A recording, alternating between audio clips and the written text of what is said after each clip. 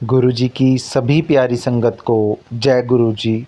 संगत जी, आप सभी से निवेदन है कि सत्संग को पूरा सुनिएगा, बीच में स्किप ना कीजिएगा। कोशिश करें कि सत्संग पूरा सुने ताकि सत्संग सुनने से आपको भी गुरुजी की ब्लेसिंग्स मिले, आपका भी कल्याण हो। गुरुजी सबका कल्याण करें, यही हम आशा करते हैं। संगत जी, वैसे तो आप सभी जानते हैं कि गुरुजी के लाखों करोड़ों चमत्कार रोज़ होते हैं और लाखों गुरुजी के सत्संग पूरे विश्व भर में हो रहे हैं और लाखों लोगों को गुरुजी जो है ब्लेस कर रहे हैं। लेकिन गुरुजी की महिमा अपरंपार है और गुरुजी की महिमा जितनी व्याख्या कीजिए, जितनी बखान की जाए उतनी कम है। और गुरुजी के सत्संग, गुरुजी से जुड़ी बातें यूट्यूब के माध्यम से मैं आप सभी के साथ लेके आता रहता हूँ ताकि गुरुजी से जुड़ी सभी सत्संग और सभी बातें, सभी चीज़ें आपको पता चले। आप भी गुरुजी से आपका एक कनेक्शन बने, एक स्ट्रॉन्ग कनेक्शन बने। और गुरुजी ने सेवा बख्शी है तो इस सेवा को मन से हम करें और आप भी इसमें हमारा योगदान करें। अगर आप भी अपना कोई सत्संग, कोई एक्सपीरियंस और कोई भी जुड़ा, कोई भी ब्लेसिंग, कोई शुक्राना सत्संग आप हमारे साथ शेयर करना चाहते हैं तो आप हमारे साथ शेयर कर सकते हैं। यूट्यूब चैनल पे मेरा कॉन्टैक्ट नंबर भी दिया हुआ है, उसमें मेरे को आप अपना सत्संग व्हाट्सअप कर सकते हैं। चलिए आज के सत्संग की शुरुआत करते हैं। बहुत ही अनोखा सत्संग है, कृपया सत्संग पूरा सुनिएगा। मैं बार बार रिक्वेस्ट कर रहा हूँ, सत्संग को बीच में स्किप ना कीजिएगा, क्योंकि सत्संग सुनने और सुनाने वाले दोनों का कल्याण करते हैं गुरुजी। कल्याणकारी सत्संग अवश्य पूरा सुनिए, आपका भी कल्याण होगा। सत्संग की शुरुआत करते हैं, पहले एक बार मंत्र जाप करते हैं, उसके बाद सत्संग की शुरुआत करते हैं। ओम नमः शिवाय, शिवजी सदा सहाय। ओम नमः शिवाय, गुरुजी सदा सहाय। जय गुरुजी। गुरुजी, पूरी अंकल जो गुरुजी के ड्राइवर हैं के साथ गाड़ी में किसी सत्संग से लौट रहे थे। अचानक खराबी होने के कारण गाड़ी बीच में ही रुक गई। पूरी अंकल ने गुरुजी से थोड़ी देर के लिए उतरने को कहा और देखने लगे कि गाड़ी में क्या दिक्कत आ गई। थोड़ी दूर के बाद सरदार जी का ढाबा था। सरदार जी ने जब देखा कि कोई बाबा या सन्यासी जैसा दिखने वाला बंदा बाहर खड़ा है तो उसने अपने ढाबे में काम करने वाले लड़के को अपने पास बुलाया और कहा, सुन, वो बाबा जो खड़े हैं शायद उनकी गाड़ी में कोई खराबी आ गई है, उन्हें बुला आके अंदर बैठ जाएंगे। लड़का गुरुजी के पास गया और उनसे बोला कि सरदार जी बोल रहे हैं कि अंदर आके बैठ जाओ। गुरुजी बोले, नहीं नहीं, बस अभी गाड़ी ठीक हो जाएगी, मैं चला जाऊंगा, मैं यहीं पर सही हूँ, यहीं खड़ा सही हूँ, आप उन्हें मेरी तरफ से धन्यवाद दीजिए। लड़के को गुरुजी ने ऐसा कहा और गुरुजी वहीं खड़े रहे और पूरी अंकल से कहा, पूरी, अगर ज़्यादा कोई दिक्कत है तो पास में किसी मैकेनिक को दिखा ले। तभी पीछे से सरदार जी अपने हाथ में 2 कप चाय लेकर गुरुजी के पास आए और कहा, आप अंदर नहीं आना चाहते तो कोई बात नहीं, लेकिन ये चाय तो पी लीजिए। गुरुजी ने चाय के लिए मना नहीं किया और उनसे चाय लेकर पीने लग गए। सरदार जी ने कहा, अगर आपको विश्राम करना हो तो आप दोनों अंदर आ सकते हैं। सरदार जी ने देखा कि गुरुजी के चेहरे पर कोई तेज सा दिखाई पड़ता था। वो कोई बड़े गुरुजी महाराज जैसे लगते थे। सरदार जी ने अपने ढाबे में चले गए और थोड़ी देर बाद गुरुजी और पूरी अंकल भी सरदार जी के ढाबे में आ गए। उन्होंने कहा, चाय के कितने पैसे हुए आपके? सरदार जी ने कहा, महाराज जी, वो चाय मेरी तरफ से थी, उसका कोई चार्ज नहीं है। गुरुजी ने मजाक में सरदार जी से कहा, क्यों, तू बीच बीच में लंगर भी करता है क्या, जो चाय के पैसे नहीं ले रहा हमसे? सरदार जी ने उन दोनों से पूछा, आपकी गाड़ी क्या सही हो गई?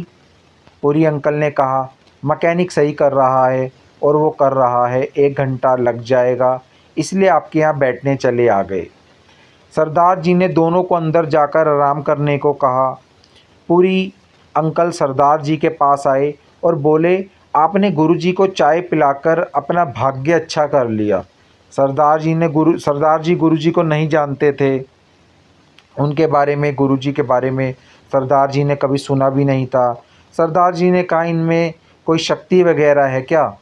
पूरी अंकल ने कहा, आपको सबका जवाब जल्दी मिल जाएगा।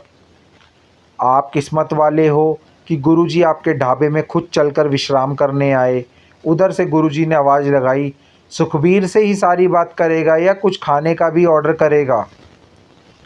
सरदार जी हैरान हो गए, क्योंकि सरदार जी ने ये नाम वहाँ पे अपने ढाबे में अपना नाम कभी किसी को नहीं बताया था। यहाँ तक कि उनके ढाबे में काम करने वाले वर्कर्स यानी कि लड़कों को भी उनका नाम सुखबीर नहीं पता था।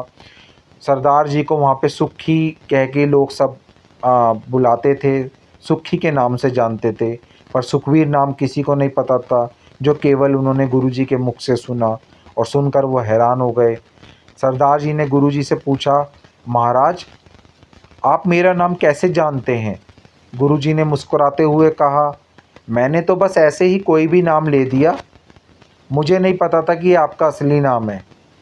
और तुमने भी तो मुझे महाराज बोला था, मेरा नाम तो निर्मल महाराज है। और वो तीनों हंसने लग गए। सरदार जी ने गुरुजी के हाथ जोड़कर कहा, गुरुजी आप क्या खाएंगे? गुरुजी ने कहा, भूख तो लग रही है लेकिन तू पैसे नहीं लेगा, इसलिए तेरे यहाँ नहीं खाएंगे। सरदार जी बोले, आप चाहो तो पैसे मत देना, लेकिन खाना आप मेरे ढाबे में ही खाना। गुरुजी के लिए स्पेशल दाल रोटी तैयार की गई। गुरुजी ने सरदार जी से कहा, कल छतरपुर में बहुत बड़ा सत्संग है, आज मैं तेरे यहाँ आया हूँ, कल तेरी दावत मेरे यहाँ पे होगी। सरदार जी बोले, वाहिगुरु जी ने चाहा तो मैं ज़रूर वहाँ आऊँगा। अगले दिन जब सरदार जी अपने दोनों बच्चों के साथ अपनी गाड़ी में छतरपुर पहुँचे तो सत्संग का नज़ारा देखकर हैरान हो गए। ऐसा लग रहा था जैसे कोई ग्रैंड वेडिंग हो। सब तैयार होके आए हुए थे। सरदार जी जब अंदर गए तो गुरुजी बिल्कुल सामने अपनी गद्दी पे बैठे हुए थे, अपनी गद्दी पे विराजमान थे, और नामी गिरामी हस्तियाँ वहाँ उनके दर्शन के लिए आई हुई थी। सरदार जी ने सोचा, मैं दूर से ही उनके दर्शन करके वापस चला जाऊंगा। सरदार जी की हिम्मत नहीं हो रही थी कि उनके पास जाएं, गुरुजी के पास जाके गुरुजी के दर्शन करें। सेवादार ने सरदार जी से कहा, अंकल जी, गुरुजी के यहाँ आप सभी जानते हैं कि सबको अंकल या आंटी से संबोधित किया जाता है। सेवादार ने कहा कि अंकल जी आगे जाओ और गुरुजी का आशीर्वाद लो, यहाँ क्यों खड़े हो? सरदार जी ने हिम्मत करके उनके पास पहुँच गए। गुरुजी ने कहा, क्यों, तूने क्या सोचा, मेरे से बिना मिले चला जाएगा? सरदार जी समझ गए कि क्यों इतनी भीड़ यहाँ आई हुई है, क्या कारण है इतनी भीड़ आने का। अब सरदार जी को धीरे धीरे सब समझ आ रहा था कि गुरुजी अंतर्यामी हैं, गुरुजी को सब बातें, सब चीज़ें, सारा फ्यूचर पहले ही पता चल जाता है। गुरुजी ने कहा, उस दिन मैं आपके यहाँ मेहमान था, आज आप हमारे यहाँ मेहमान हो। सरदार जी ने गुरुजी के दर्शन करने के बाद लंगर चखा और घर आकर अपनी पत्नी को गुरुजी की सब लीला बताई। सरदार जी का ढाबा होटल में बदल गया।